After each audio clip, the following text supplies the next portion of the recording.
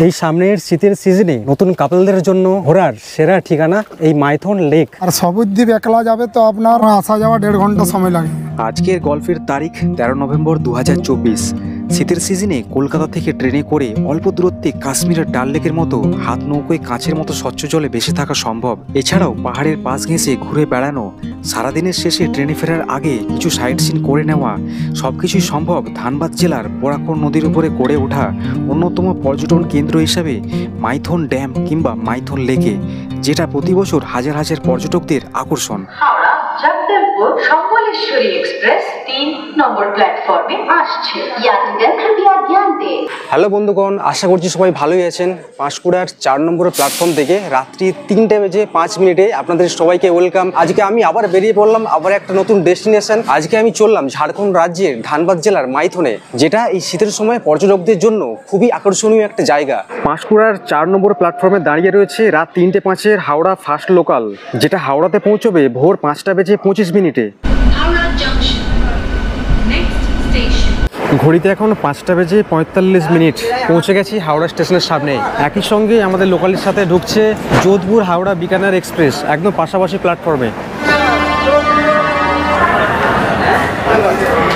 অন্য দিনে ট্রেনটা 12-13 নম্বর প্ল্যাটফর্মে দেয়, কিন্তু আজকে একদম দিয়ে দিয়েছে সোজা একদম 21 নম্বর প্ল্যাটফর্মে। তো এখান থেকে আমাকে 8 নম্বরে এখন যেতে হবে, কারণ 8 নম্বরে ওখানে ব্ল্যাক ডায়মন্ড এক্সপ্রেসটা দাঁড়িয়ে আছে, যে ট্রেনের সময় আছে সকাল 6:15। হাতে একদমই বেশি সময় নেই।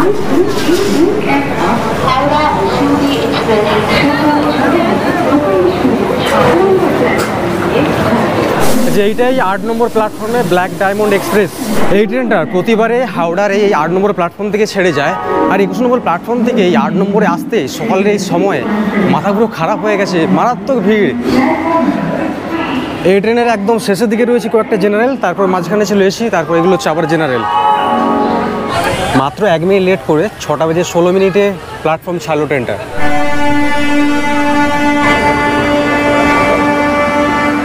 এই এক্সপ্রেসে টোটাল 15টার মতো জেনারেল কোচ আছে, তা সত্ত্বেও জেনারেল কোচে এইরকম ভিড়।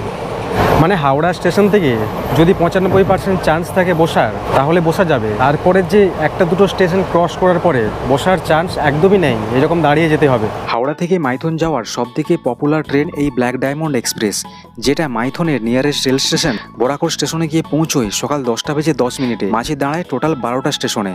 6:43 প্রথম হল্ট শেওড়াফুলি এবং 7:01 দ্বিতীয় হল্ট ব্যান্ডেল জংশন পার করে এই ট্রেনের তৃতীয় হল্ট বর্ধমানে যখন ট্রেন প্রবেশ করেছে, তখন ট্রেনের জেনারেল কামরার ভিড় একদম চরম লেভেলে পৌঁছেছে।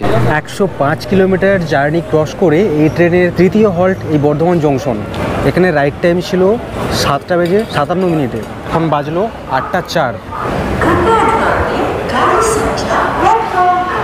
বর্ধমান থেকে বরাকরের মাঝে 9টা স্টেশন, দূরত্ব 123 কিলোমিটার। 8:32 মানকর, 8:42 পানাগড় পার করে পশ্চিমবঙ্গের পশ্চিম বর্ধমান জেলার চতুর্থ বৃহত্তম মহানগর দুর্গাপুরে প্রবেশ করার আগে থেকে রেল লাইনের পাশ ঘেঁষে বেরিয়ে যাওয়া বিশ্বখ্যাত বড় বড় ইস্পাত কারখানা দেখতে দেখতে 9:20 ওয়ারিয়া, 9:30 অন্ডাল পার করে বিশ্বখ্যাত কয়লা খনির শহর রানীগঞ্জে পৌঁছেছিলাম 9:42।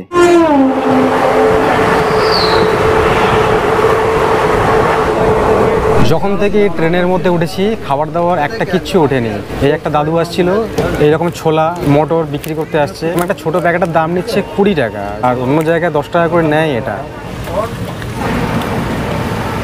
এটা কলকাতা আগ্রাকান্ড এক্সপ্রেস। একটা সিটের মধ্যে যে বসে আছি না, বাইরে যে একটু নেমে গিয়ে হাঁটাহাঁটি করবো সে উপায় নেই। রানীগঞ্জ থেকে আসানসোলের মাঝে ট্রেনের গতি 108 থেকে 110 কিলোমিটার পার ঘন্টা। এখান থেকে আমার গন্তব্য মাত্র 3টে স্টেশন। আসানসোলের পর থেকে এই ট্রেনে মানুষের চাপ খুবই কম, কিন্তু এই ট্রেনে ফেরার সময় পরিস্থিতি একদমই উল্টো।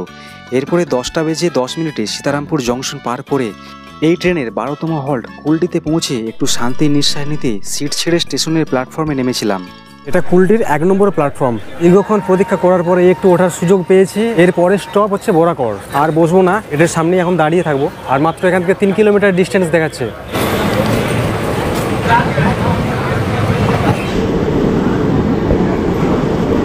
এটা বরাকর স্টেশনের 1 নম্বর প্ল্যাটফর্মে আমরা নেমেছি। এখান থেকে সামনে এগিয়ে গিয়ে ওখানে একটা রয়েছে ওভারব্রিজ, ওই ওভারব্রিজ দিয়ে বাম দিকে নামতে হয়। আর এই যে বরাকর রেলওয়ে স্টেশন পশ্চিমবাংলা এবং ঝাড়খণ্ড সীমান্তে এটা শেষ রেলওয়ে স্টেশন। এই স্টেশন শেষ যেখানে হচ্ছে, এইদিকে আছে বরাকর নদী। এখানে বোরাকরের স্টেশন শেষ, আর এইদিকে দূরে বোরাকর নদীর ব্রিজটা দেখা যাচ্ছে। স্টেশন থেকে বেরোবার আগে ব্রিজের ওপর থেকে কিন্তু এখানে অটো স্ট্যান্ড আপনারা লক্ষ্য করতে পারবেন। 228 কিলোমিটার জার্নি অতিক্রম করে স্টেশনের বাইরে নেমে অটো রিজার্ভ করার আগে স্টেশন লাগো একটা দোকান থেকে 28 টাকা প্লেট এখানে ফেমাস একদম একটা আলাদা স্বাদের খাবার খেয়েছিলাম। এখানে ফেমাস ফুড বলতে ঝালমুড়ি, পানিপুরি, মোগলাই পরোটা, সিঙ্গাড়া ইত্যাদি, কিন্তু এটা ছিল একদম আলাদা লেভেলের। ট্রেনের মধ্যে খাবার দাবার তো কিছু তো ওঠেনি, এত খিদে পেয়েছিল না। মানে জিনিসটা নামে হয়তো নতুন না, জিনিসটা হচ্ছে কচুরি, মোটা পুরি, তার মধ্যে আলুর সবজি ভরে দিয়েছে, আর টেস্ট বলবো একদম পুরো ফাটাফাটি। বোরাকর রেলওয়ে স্টেশনের বাইরে থেকে মাইথনে যাওয়ার জন্য কোনো প্রকার শেয়ারিং গাড়ির কোনো অপশন নেই, সেই জন্য একটা অটো রিজার্ভ করেছিলাম যার ভাড়া পড়েছিল মাত্র 250 টাকা।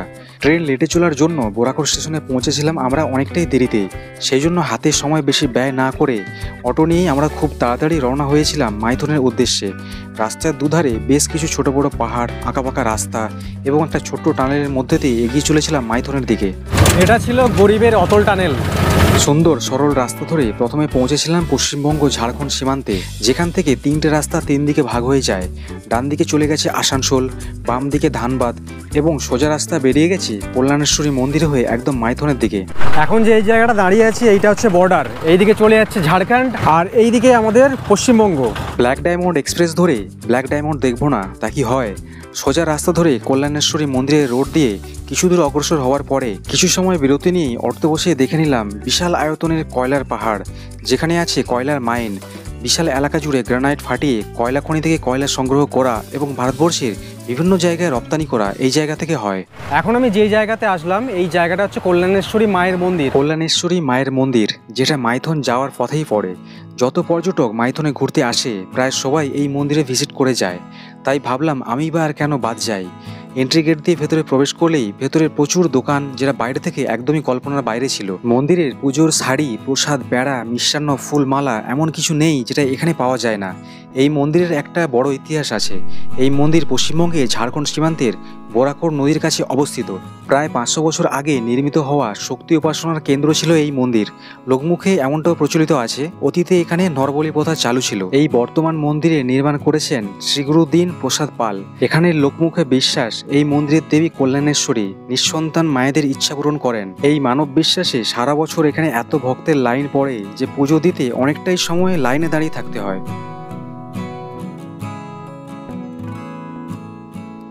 এই মন্দিরের পেছনের গেট থেকে একটা রাস্তা নিচের দিকে নেমে গেছে, যে রাস্তা গিয়ে পৌঁছেছে একখানি ছোট্ট জলপ্রপাতে। এই জল মাইথন ড্যাম থেকেই বয়ে আসছে। এখানে চাইলে স্নান করা যায়। এখানে জল একদম কাঁচের মতোই স্বচ্ছ। এই মন্দিরে ঘন্টার পর ঘন্টা লাইনে দাঁড়ানো ক্লান্ত শরীরকে বিশ্রাম দিতে সবাই এই জলপ্রপাতের পাশে পাথরগুলিতে বসে শরীরকে কিছুটা রিল্যাক্স মুডে নিয়ে যায়।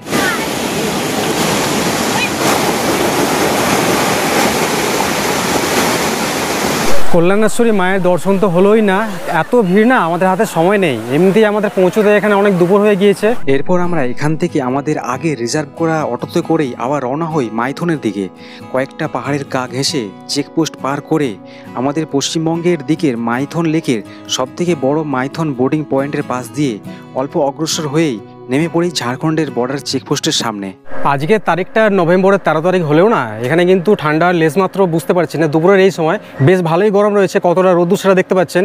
আর আমাদেরকে নামিয়ে দিয়েছে এই জায়গাটাতে। আমাদের ওয়েস্ট বেঙ্গলের মধ্যে মেন ঘাট হচ্ছে এই জায়গাটাতে, সব থেকে বড় ঘাট। আর ঠিক এই জায়গা থেকে এই যে গেটটা দেখতে পাচ্ছেন, এই গেটের ওই পাশে ক্রস করলে ওইদিকে ঝাড়খণ্ড রাজ্য পড়ে যাচ্ছে। আর আমাদের এখান পর্যন্ত আসতে নিয়ে নিয়েছে 250 টাকা। আপনারা যখন স্টেশন থেকে যখন উঠবেন না, আপনারা কিন্তু কথাবার্তা বলে নেবেন ভালো করে যে আমরা ঝাড়খণ্ডের সাইডে ওখানে যে বোটিংয়ের ঘাট আছে ওখানে হচ্ছে যাবো, তাহলে এখানে নামাবে না। আর জাস্ট এই জায়গাটা দিয়ে ক্রস করলাম, এটা পড়ে যাচ্ছে ঝাড়খণ্ড রাজ্য। আর এই দিকটাতে আসলে দেখতে পাবেন এইদিকে এই যে নিচের যে নদীটা দেখতে পাচ্ছেন, এই নদীটা হচ্ছে বোরাকর নদী। আমরা যে স্টেশনে করে এসেছিলাম, স্টেশনের ব্রিজ ওই যে দূরে দেখতে পাচ্ছেন এই দিকে। আর এখানে দেখুন কত সুন্দর, এখানে সব ফুল হয়ে আছে, পাহাড়ি ফুল, পাহাড়ি কাশফুল। নিচে এখানে বিদ্যুতের কারখানা রয়েছে যেখানে বিদ্যুৎ উৎপাদন করা হয়। আর ডান দিকে দেখতে পাচ্ছেন এইটা হচ্ছে যে লেক, মানে যেই মাইথন লেকে আমরা এসেছি, মাইথন ড্যাম যেটা, সেটা হচ্ছে এইটা। এই যে লেকটা দেখছেন, এই লেকটা আসলে বোটিং এর জন্য ফেমাস। এই যে দূরে দূরে কতগুলো দেখতে পাচ্ছেন পাহাড়ের মতো, এগুলো সব হচ্ছে দ্বীপ। এই প্রত্যেকটা দ্বীপের আলাদা আলাদা নাম আছে। এই মাইথন ড্যামটা দুভাগে ভাগ হয়ে গেছে, একটা হচ্ছে পড়ছে পশ্চিমবঙ্গের দিকে, ওয়েস্ট বেঙ্গলের যে মেন যে বোটিং এর ঘাট সেটা ঠিক ওই জায়গাটাতে। ওখানে অনেকগুলো বাস দাঁড়িয়ে আছে, টুরিস্টের বাস। আর লেকের বাকি অংশ তথা লক গেট পড়ছে ঝাড়খণ্ডের মধ্যে। পুরো দক্ষিণ পূর্ব এশিয়ার মধ্যে প্রথম ভূগর্ভস্থ বিদ্যুৎ কেন্দ্র এখানেই এই ড্যামের নিচে বোরাকর নদীর উপর নির্মাণ করা হয়েছে। মাইথন নামটা এমন একটা নাম যার মধ্যে প্রকৃতির সমস্ত সৌন্দর্য লুকিয়ে আছে। পাহাড়, ড্যাম, লেকে বোট রাইড, ছোট ছোট দ্বীপ, কি নেই এখানে।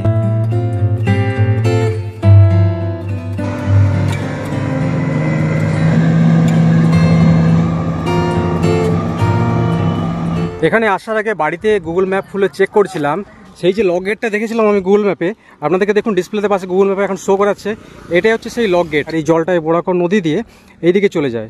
আর এই যে দেখুন লক গেটের এন্ট্রি গেট, দু সাইডে দেখুন এইরকম রেলিং করে ঘিরে দেওয়া হয়েছে যাতে বেশি দুর্ঘটনা না ঘটে। নিচে দিয়ে অল্প অল্প করে এখন জল ছাড়া চলছে। বন্যার সময় যখন জলের ফ্লো প্রচণ্ড বেড়ে যায় তখন এখান দিয়ে প্রচণ্ড পরিমাণে জল ছাড়া হয়। নাই নাই করে এখানে 8-10টা গেট আছে, প্রত্যেকটা গেটে নাম্বার দেওয়া আছে।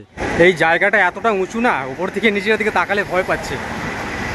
আগের বছর আমি মুকুটমণিপুরে ঘুরতে গিয়েছিলাম, তো সেখানেও লক গেট দেখিয়েছিলাম, কিন্তু সেটা এখানের তুলনায় আয়তনে মানে 10 গুণা ছোট। বোট রাইডের অভিজ্ঞতা আমি অনেক জায়গায় বিভিন্নভাবে আমি নিয়েছি, কিন্তু আজকে এই মাইথনে ঘুরতে এসে এখানেও একটু ভাবছি বোট রাইডটা একটু করেই নেব, কারণ এখানের যে মেন আকর্ষণ সেটাই হলো বোট রাইড। আমি জাস্ট লক গেটটা হচ্ছে পার করে আসছি, আর এই জায়গাতে এসে দেখুন এখানে প্রচুর দোকান আছে, খাবারের হোটেল পেয়ে যাবেন, আর এখান থেকেই বোটিং করানো হয়। বোটিংয়ের যে ঘাটটা সেটা এই নিচের দিকে চলুন নিয়ে যাই আপনাদের। এইরকম ছোট্ট স্টলের ভেতর দিয়ে প্রবেশ করেই অল্প একটু এগিয়ে গেলেই এখানেই আসে মাইথনের মৌসুম বোটিং পয়েন্ট, যেখান থেকে টিকিট কেটে তারপর বোটিং করানো হয়। আর প্রত্যেকটা টিকিট কাউন্টার এই বোটিংয়ের পয়েন্টের পাশেই রয়েছে।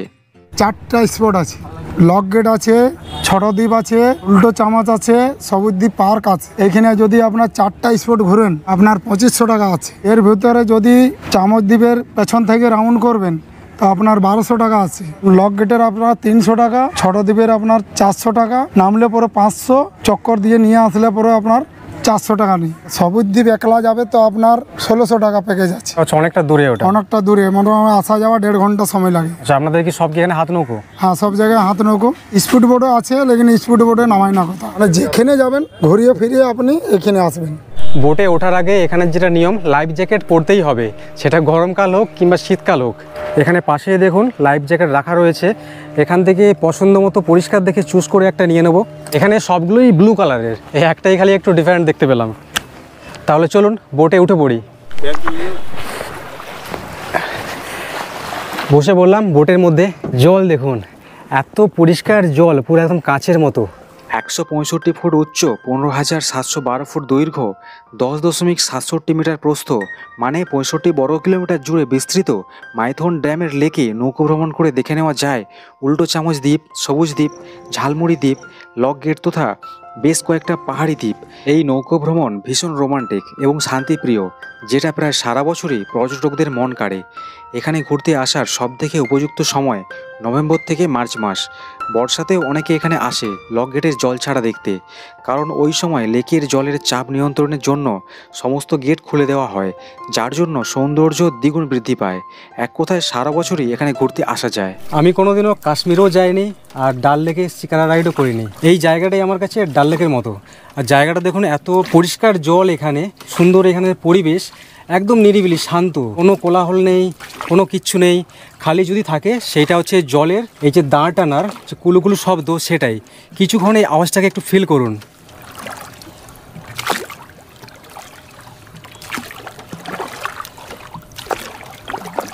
আমার পেছনে এই দিকে আছে হচ্ছে লক গেট। লক গেটটা আমি হচ্ছে জুম করেছিলাম, ডিসপ্লেতে আমি দিয়ে দিচ্ছি দেখুন। আর এখানে দেখছেন এই যে দূরে সব সবুজ সবুজ যে সব দ্বীপগুলো আছে না, এই যে এই দিকে একটা দ্বীপ আছে, এখানে একটা বড় দ্বীপ আছে। আমরা এখন যাচ্ছি এই বড় দ্বীপটার দিকে। এদিকে স্পিড বোটে করেও কিন্তু ঘোরানো হয়, ওই যে দেখছেন দূরে ওখানে স্পিড বোট চলে যাচ্ছে। কিন্তু এই দাঁড় টানা নৌকোতে ঘুরে যে মজা, সেটা কিন্তু স্পিড বোটে ঘুরে একদমই নেই, কারণ ওতে সময়টাও খুব লাগে অল্প। খুব তাড়াতাড়ি এই জায়গাটা ঘুরিয়ে আবার ওখানে নিয়ে গিয়ে ছেড়ে দেবে। যদি আপনারা মনের মতো করে একটু সময় দিয়ে এই জায়গাটাকে ঘুরে দেখতে চান এবং এখানে যে জলের যে নীরবতার যে আওয়াজ, সেটা যদি আপনারা ফিল করতে চান, তাহলে অবশ্যই এইরকম নৌকোতে করেই এখানে রাইড করবেন। পুরো ড্যামটা দেখছেন, এটা তৈরি হয়েছে পুরোটা বোরাকর নদীর ওপরে, তাই তো দাদা? এখানে ঘুরতে আসে সব থেকে কোন সময় বেশি? জানুয়ারি ফেব্রুয়ারি। আর বর্ষার সময় অনেকে আসে শুনেছি এখানে। এই সামনের শীতের সিজনে নতুন কাপলদের জন্য ঘোরার সেরা ঠিকানা এই মাইথন লেক।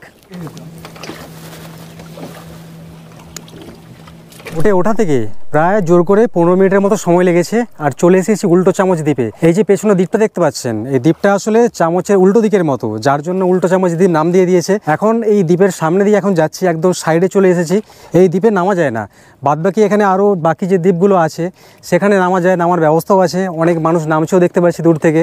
কিন্তু এখানে প্রচণ্ড ঘন জঙ্গল, একটা ছোটোখাটো একটা পাহাড় বললে চলে, পাহাড়ই এটা, চারিদিকে জলে বেষ্টন করা আছে, তার মাঝখানে এই চামচের মতো এই দ্বীপ। খুব সুন্দর কিন্তু জায়গাটা। এই রাইডটা যদি আপনারা বিকেলের সময় করেন কিংবা খুব সকালে যদি বোরা করে পৌঁছে যান, তাহলে সকালে যদি রাইড করেন না, তাহলে দূরের দিকে ঘন কুয়াশা দেখতে পাবেন। আর কুয়াশার সময় জায়গাটার সৌন্দর্য এখনের এই দুপুরের রোদের তুলনায় অনেকটা বেড়ে যায়। আর এখন সেই রকমভাবে পাকাপাকি এখানে ঠান্ডা এখনও পড়েনি। এই নভেম্বরের মানে শুরু, দ্বিতীয় সপ্তাহ চলছে এখন, 2-3 সপ্তাহ পর থেকে এখানে যদি আসেন না, তাহলে কিন্তু এখানে ওয়েদারটা একটু কুল পাবেন এখনের থেকে। এই যে জায়গাটা দেখছেন, এই যে পাহাড়টা, ওটা আমাদের ওয়েস্ট বেঙ্গলের এরিয়ায় পড়ছে। কয়েকটা পাথর আর এরকম 5-6টা গাছ আছে। এই দ্বীপের ঝালমুড়ি দ্বীপ নামকরণ হয়েছে তার কারণ এখানে ঝালমুড়ি বিক্রি হয়। আগের ওই উল্টো চামচ দ্বীপটায় নামতে পারিনি, কিন্তু এই ঝালমুড়ি দ্বীপে এখানে নামা যায়। এখানে ঝালমুড়ি, চা, জলের বোতল, বেশ সময় কাটানোর জন্য বেশ ভালো জায়গা, একদম ঠান্ডা জায়গা, ঠান্ডা পরিবেশ। এখানে বসে এইরকম জলকেও স্পর্শ করতে পারবেন, যেমন পরিষ্কার তেমন ঠান্ডা। ঝালমুড়ি দ্বীপে ঘুরতে এসে ঝালমুড়ি যদি নাই খেলাম তাহলে এই দ্বীপের বদনাম। বেশ টকটক করে বানিয়ে দিয়েছে, যেমন বলেছিলাম। 20 টাকা নিচ্ছে ঝালমুড়ি। এখানে জলের বোতলও পাওয়া যায়, বিসলেরি, একদম পিওর ফিল্টার, 20 টাকা করে নর্মাল প্রাইস।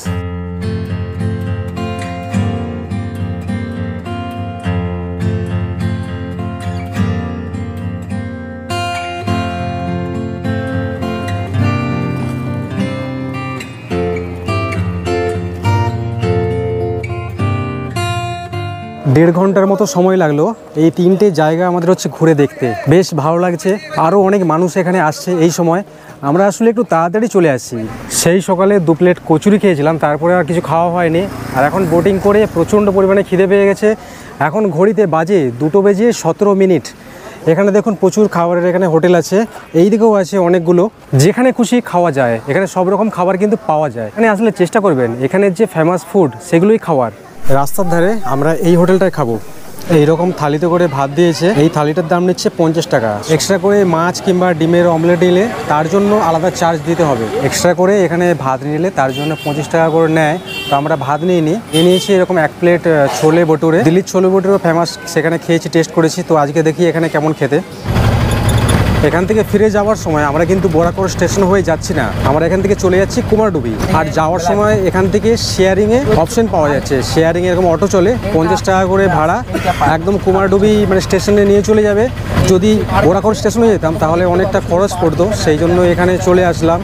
আর যাওয়ার সময় এখানে একটা মিলেনিয়াম পার্ক বলে একটা পার্ক আছে, দেখতে পাচ্ছেন এই যে পার্কটা, এটা হচ্ছে মিলেনিয়াম পার্ক। আপনারা এখানে পায়ে হেঁটেও এখানে ঘুরতে পারেন। এখানে দেখার মতো সেই রকম বিশেষ তেমন কিছু নেই, সেই জন্য আমরা এখন চলে যাচ্ছি। আর এই রাস্তায় যাওয়াকালীন এই ডান দিকে পড়বে মাইথনের ফিশ ফার্ম, এখানে মাছের চাষ হয়। মাত্র 50 টাকায় স্টেশনে এখানে চলে আসতে পারবেন। আর আপনারা যদি খালি মাইথন ড্যাম ঘোরেন তাহলে এখানে আসলে এখান থেকে সুবিধা হবে। এখান থেকে মাত্র 50 টাকা দিয়ে ড্যামের সামনে পৌঁছে যেতে পারবেন। ওখান থেকে 250 টাকা দিয়ে রিজার্ভে যাওয়ার কোনো প্রয়োজন নেই। আর এখান থেকে কিন্তু আপনারা বেশ কিছু সাইট সিনও করতে পারবেন, যেগুলো এখান থেকে খুবই সামনে। তো সেগুলো কোন কোন জায়গা আছে সেগুলো দাদার কাছে শুনে নিই। यहाँ बहुत सा स्पॉट है घूमने का। माइथन हुआ, पंचित हुआ, बरौंती डैम हुआ, कोयला खानी, राजबाड़ी, जहाँ जहाँ मतलब इधर से सब कुछ सामने है। सब कुछ सामने है। मतलब 30 किलोमीटर का रेंज में सब कुछ है। जैसे माइथन डैम जाना होगा तो कितना लेते हैं? डैम का ऐसे शहर में जाइएगा तो आपका इधर 30 रुपीज़ पर के पड़ेगा। আপনারা যদি এই স্টেশনে আসেন, এই কুমারডুবি স্টেশনে, এখান থেকে কিন্তু সব কিছুই সুবিধে। তাহলে এখন চলুন, এখন স্টেশনের দিকে আমরা হচ্ছে এগোই। আর স্টেশনের রাস্তাটা দেখতে পাচ্ছেন এই দিকে ডান দিকে, এই হলো টিকিটের কাউন্টার। এখান থেকে হাওড়ার টিকিট কেটে নিয়েছি আমি একটা 105 টাকা। এই কুমারডুবি স্টেশন থেকে বিকেল 5টার সময় ব্ল্যাক ডায়মন্ড এক্সপ্রেস আছে হাওড়াতে যাওয়ার জন্য। এই ট্রেনটাই আমি যদি বোরাকোর থেকে ধরতাম, ওখান থেকে সিট পাওয়ার চান্স ছিল অনেকটা কম। এটা বোরাকোরের আগের স্টেশন, মানে ধানবাদ থেকে ট্রেনটা ছেড়ে আসছে, ধানবাদের পরে পড়ছে কুমারডুবি। এখান থেকে উঠলে সিট পাওয়ার চান্স তবুও অনেকটা আছে হাওড়া যাওয়ার জন্য। তাহলে ভিডিওটা আমি আজকে এখানেই শেষ করলাম। আর ভিডিওটা কেমন হয়েছে, ভালো কি খারাপ, সেটা অবশ্যই কমেন্ট করে জানাবেন। আপনাদের সাথে দেখা হচ্ছে আবার অন্য কোনো টপিক নিয়ে, অন্য কোনো ভিডিও নিয়ে। আপনারা সবাই ভালো থাকবেন, সুস্থ থাকবেন। Tata, bye bye.